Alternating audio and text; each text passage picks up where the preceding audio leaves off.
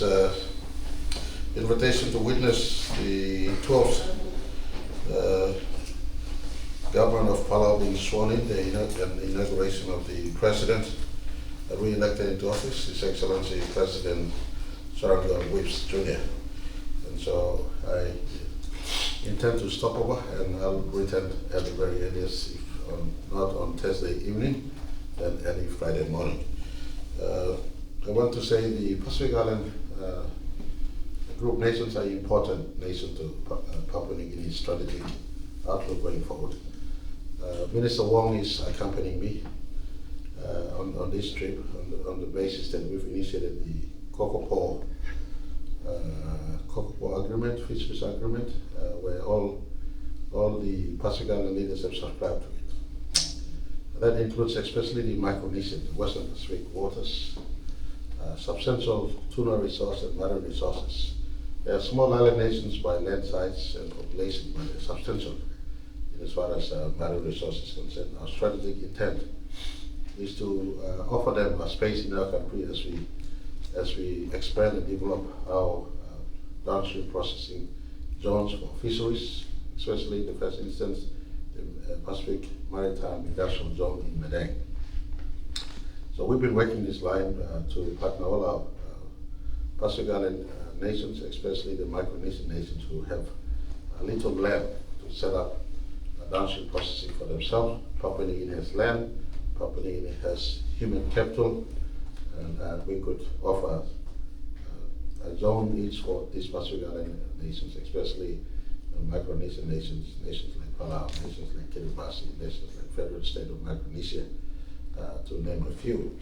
So it is in this line of sight that we keep on working with our Pacific Island nation leaders, and other Micronations are so close to us and so close to us in terms of our intent to have greater collaboration with them. So I'm stopping over at Palau, witnessing the inauguration. Governor Parkop goes with me. There's a lot of people with Papua New Guinean heritage in Palau also. More Manus names in Palau than any other names, for instance. And so it is in this context we also intend to make contact on the ground with people who have PNG heritage who are also in Palau, the south of those who have lifted offshore in deep sea into those places.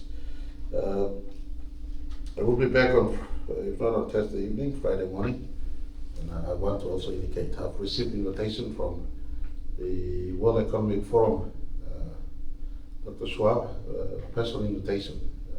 I must honor.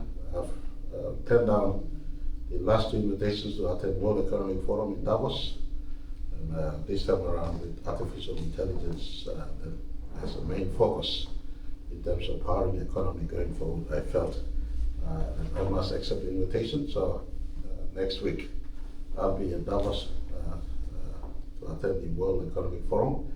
This is the forum where all global leaders in the economy and politics meet. Papua New Guinea is given this honor and privilege amidst many nations that could have been invited, many peer nations like us. We were invited, so I intend to make the visit, go and listen to the contemporary conversations on economy, technology, and world trends. And I will be leaving the country on Saturday, if not on Sunday. And that's all from me. Thank you, Lady Blackham. A year of 50th anniversary, so please continue on remitting positive messages from those of you in the TV and in the radio, and even in the print media. Keep on remitting positive messages to our people. Challenges are many, but if there is any one year our people should come together, we don't face 50th anniversary again ever. 50th is labeled as the Golden Jubilee. We have to celebrate our democracy, celebrate our unity. So I just ask our media to continue on propagating the message of unity, togetherness, oneness in the midst of many of these challenges. The government, as you have seen under my watch, we have tried our absolute best in the context of policy and resource envelope. We've tried subsidizing and giving help to our people in tough times.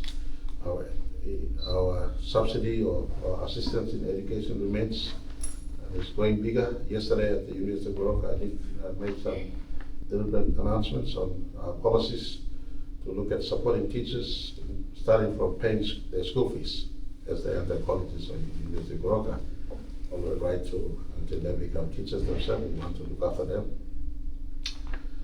Those are part of the greater envelope of support we have started since 2020 when COVID-19 descended on us. We stepped out to find a space in our budgets and policies to make sure we give help to our people. Education subsidy. This year alone, we've elevated the envelope of support to community. For instance, we've now entrenched the non-paying of tax at 20,000 as far as special income tax is concerned. We are removing GST from 13 household items starting July 1st this year. And we also making sure that in our work, help to our people remains target. Our school fee program continues on this year. So those help we're giving to our people is meant to assist in tough times. And on this, the best response our people must give to the country is living in harmony with each other, and especially preparing ourselves and the anniversary of 50th. Corral the mind and rally all of us together to be in one mindset in as far as our nation is concerned and celebrate the country we have.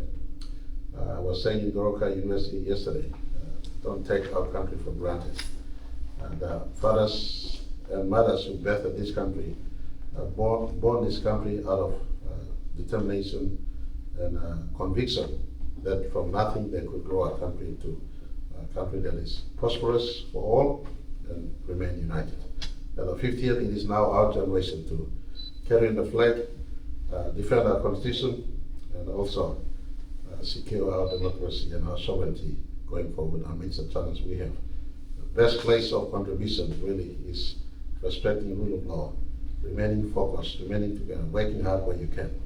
And as I did make mention earlier in one or two of my earlier presses as we opened the year, I said we will look again at certain key policies that should assist in the space of people empowerment, especially our SME focus policy as we mobilize youths and the community into a space of meaningful engagements in our country, shifting people away from restlessness and into a space of working together. On this, I want to conclude by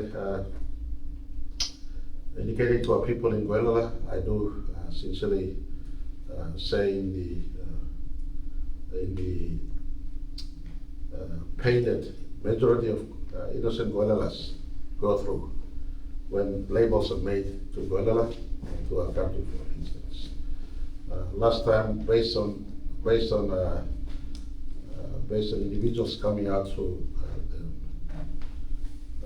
what you call it, the captured video releases through the phones that they got in anger. They said they would eat the person alive. That is far from reality. And we'll say, well, making wrong finish cross, with recklessness, they offered that they would eat, and it was taken out of context. It wasn't really killing someone to eat. They killed a person. I want to say to the rest of Guelalas, okay, just like the rest of our citizens of our country, police will continue on pursuing those who engage in the criminal act, and that wasn't matter for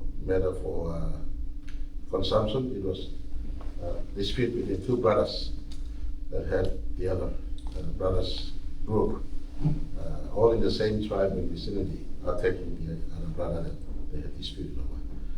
To our people out there, you don't resolve disputes by killing someone else. As Christians, we are compelled by God's direction based on when Abel was murdered by Cain at the Garden of Eden. God pronounced punishment to Cain, but God also said Cain's life must be preserved. Those who kill Cain will be punished, I think 7 times 77 or something, simply meaning that no one should kill someone And so if someone has offended you throughout the length and breadth of our country in the 50th anniversary, I want to ask, don't take revenge yourself. Because you take revenge will mean that the arm of law will also come down hard on you. Report the matter, no matter how long it takes. Police will eventually get to deal with a report that is lodged. And so I just want to appeal to our people right across the length and breadth of our country.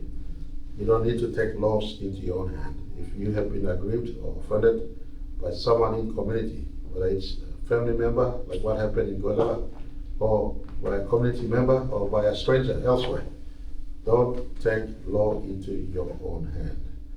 Report to police that is nearest you. As a report, it is the duty of the police officer, if they have the ability to mobilize arrests at the level, they will do so. If they don't have the ability to mobilize arrest, it is that officer's duty to report to the nearest higher ranked officer that he or she reports to. And so the police response will be mobilized accordingly to resources and manpower available in that part of our country. So I want to appeal to all our people as I step up, please. The defense of our country at the community level starts with you individually. We don't have to wait on police to come. We must take responsibility. At the 50th year, this same conversation will run right through in terms of national unity, defense of our country through lawful living, and for us to be together going forward. Thank you very much, media. I appreciate all of you coming by. We'll see you all on Friday. If I arrive at daytime, if I arrive at Thursday evening, at night, I'll excuse yourself and we'll have a conference on Friday. Thank you so much. God bless.